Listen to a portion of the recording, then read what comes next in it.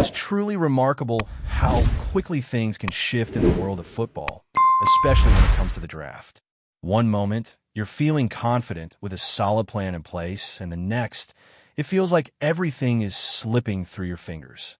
Today, we're faced with a situation that's difficult to ignore, and it's shaking up the future of our team in ways we didn't expect. What we thought were our primary draft targets have now become almost unreachable. These players, who were once viewed as the perfect pieces to complete our puzzle, now seem just out of our grasp. And the real danger here is the ripple effect that this could have on our entire offensive strategy. Before we even get a chance to make our picks, our plan could be compromised, and that's a situation no team wants to face. What's even more concerning is that while we're scrambling to figure things out, a division rival is calmly and confidently preparing to swoop in and take what we thought would be ours. This kind of situation always feels like a punch to the gut, but the reality is that we're on the clock now, and every moment of hesitation or indecision could cost us dearly. We're not just talking about losing out on one draft pick. If things go the way they're trending, we could end up with nothing at all. The clock is ticking, and the pressure is mounting because it's clear that we need to act fast if we want to avoid a disastrous outcome. So, why is this happening? Well, it all starts with one player who was supposed to be the bright spot in our draft plans. The tight end position was one of the areas the front office was focused on improving, especially after the changes in management and the connection to Michigan football. Colston Loveland had been the name on everyone's lips.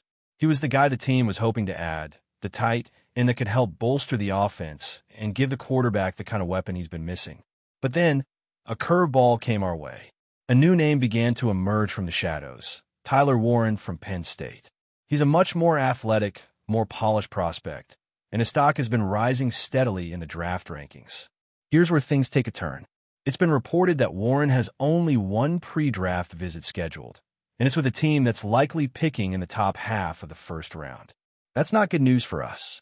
If Warren is indeed drafted early, likely within the first 15 picks, there's a real chance that other teams in need of a tight end will panic and make their moves sooner than expected. And guess who will be at the top of their list? You guessed it, Colston Loveland. The player we were hoping would fall to us could end up being snatched up by someone else, leaving us in the dust. This is where things really start to get complicated. If Warren is taken off the board early, there's a very real possibility that we could be left without either of our top two tight end prospects. And in the world of the draft, that's a nightmare scenario. We're talking about missing out on a key offensive piece that could have transformed our game plan. Losing Warren could be bad enough, but losing both him and Loveland before we even get shot at them, that could have long-term ramifications for the offense, and the season could be at risk before it even starts. And it's not just the fans who are feeling this tension. There are already whispers of frustration from the stands, with some fans expressing disbelief that the team's offensive plans are being derailed before they even get a chance to unfold. One fan put it bluntly, they promised to improve the offense, and this is how they're going to do it. It's a valid point, and another fan couldn't have agreed more. The quarterback has lost critical weapons over the last few years, and now that we finally have a chance to provide him with a reliable, impactful target, we could lose both of the players we were hoping to bring in. The offense has been in need of serious upgrades, and these tight ends were seen as the missing pieces to take the attack to the next level. But if we miss out on both Warren and Loveland, the situation could become much worse, and it might be too late to find other solutions that could make a real impact. But then again, maybe this is all part of a bigger plan. Some experts are starting to speculate that the team's leadership might actually be playing a game of misdirection. Maybe they're intentionally giving the impression that the tight end position is their primary focus, while all along, they're working behind the scenes to strengthen the offensive line. This kind of strategy could open up opportunities to pick up talent in other areas, while other teams fight over the tight ends. But let's be clear, this is a dangerous gamble. If this plan backfires and we lose out on the tight ends, we could be left in a worse position than before. The risk here is enormous, and the potential consequences of such a high-stakes gamble could have a devastating impact on our team's future. So here we are, facing a reality where we might not get the players we need and might even see them end up with one of our rivals. And what makes it worse is that it's not just one player we're fighting for. There's another piece of the puzzle, another target that could slip through our fingers if we're not careful. And that player is none other than Amarian Hampton, the dynamic running back from North Carolina. This guy has been climbing draft boards at an alarming rate, and there's a very real chance that he'll be gone before we even get a chance to pick him. What makes this particularly painful is that one of our division rivals is eyeing Hampton, and with the way things are shaping up, they might just beat us to him. This is where the stakes get even higher. The rival in question holds the 20th pick, just 2 spots ahead of us. That might not seem like much, but in the draft, those 2 spots could make all the difference. If Hampton goes to this team, it could spell disaster for us. He's exactly the kind of running back that can change the game. He's explosive, he's smart, and he's deadly in the red zone. He's the kind of player that a quarterback can count on, and that's something we need desperately. But we're not the only team that sees the value in Hampton. With a key player out of action, our rival is desperate to add firepower to their offense, and Hampton could be just the spark they need. If they snag him, it could create serious problems for us, especially since we'll be facing them twice a season. Now, let's imagine the worst-case scenario. We miss out on Warren and Loveland, and to make matters worse, we watch our rival scoop up Hampton right before our eyes. That would not only be frustrating, it would be a catastrophic blow to our draft plans. And if we sit back and let this happen without doing anything, it could signal to the fans that the team's leadership isn't capable of executing the moves needed to make the team better. But here's where it gets even more complicated. The Broncos are positioned to potentially land Hampton, and they need him. With Javonte Williams sidelined, they have a clear need for a new, explosive running back to give their offense a boost. And Hampton could be exactly the kind of player they need to help revitalize their attack. For us, losing out on him would be a blow, especially when you consider the fact that we'll have to play against him twice a season. So, as the clock ticks down and the draft approaches, the pressure is building. Every move, every decision matters now more than ever. The team needs to act decisively and fast or risk letting this opportunity slip away, possibly for good. The stakes are incredibly high, and this is no longer just about adding talent to our roster. It's about preventing a disaster that could leave our team scrambling for answers when the season starts. Time is running out, and the question is simple. Will we make the moves necessary to secure the future of our team, or will we watch as rivals swoop in and take the players we need? The clock is ticking, and we're all waiting to see what happens next. As the situation unfolds, the stakes are becoming more and more apparent. It's not just about the players we're trying to acquire. It's about what those players represent for the future of this team. The reality is starting to sink in, and it's not a pleasant one. With each passing moment, the pressure to make the right moves only intensifies. And as if the loss of key players in the draft wasn't enough, there's another, more pressing concern: our rivals. While we're dealing with the uncertainty of our own draft strategy, another team is silently preparing to make a move that could alter the entire course of the season. What makes this even more frustrating is the fact that this rival is not just another team. It's a division opponent, one we'll have to face twice a year. That adds a whole new layer of urgency to the situation. If they secure one of the players we were targeting, it would be a double blow. Not only would we have lost out on a key piece of our offensive puzzle, but we'd have to face that same player multiple times a season, making their acquisition even more painful. It's one thing to see a player slip away to another team, but it's a whole different level when that player ends up directly in the hands of a division rival. So, as we sit here, trying to figure out how to salvage this draft, it's clear that our window of opportunity is closing fast. With the Broncos holding the 20th pick and the rival team just 2 spots ahead of us, the margin for error is razor thin. If they take Hampton, who seems to be rising rapidly on draft boards, our chances of landing him will be gone. And it's not just about missing out on Hampton. It's about how his potential presence could change the entire dynamic of our offense. He's the kind of explosive back that can make a quarterback's life easier, a player who can stretch the field and keep defenses guessing.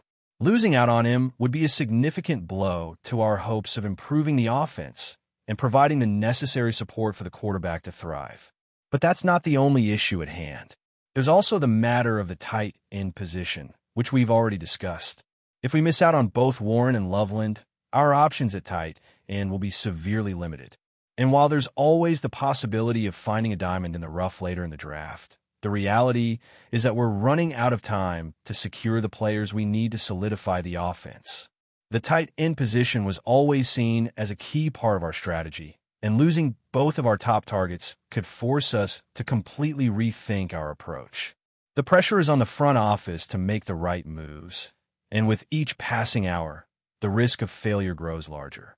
It's hard not to wonder if this is all part of a larger plan, perhaps a plan to mislead the competition, to make them believe that we're focused on the tight end position while secretly working on other areas of need.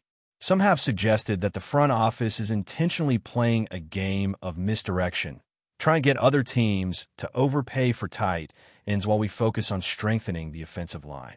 While this theory sounds plausible on paper, it's a risky move. If this strategy doesn't work out, we could end up with nothing, no tight end and no offensive line upgrades. The gamble could backfire, and the consequences of that could be disastrous. The reality of the situation is that we're running out of time. The draft is just around the corner, and if we don't act quickly, we could miss out on the players who are supposed to help turn this team around. The tight end position, once seen as a priority, could be completely out of reach if we don't make a move.